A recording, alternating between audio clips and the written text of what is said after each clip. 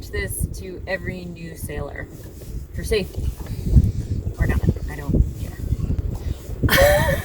Whenever you're pulling on a line, your pinkies should be towards the effort. And you do this so that if the line gets away from you, you can let go really easily. As opposed to if your thumbs are towards it, they can get trapped and delaminated. It's really gross.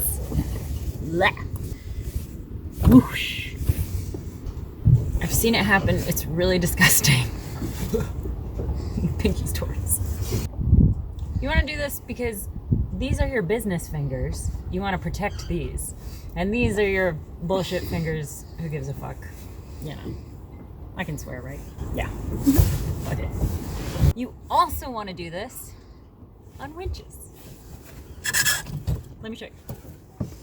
So that when you're wrapping the winch, it's pinkies towards, pinkies towards, pinkies towards, as opposed to having your thumb, which can totally get trapped in there.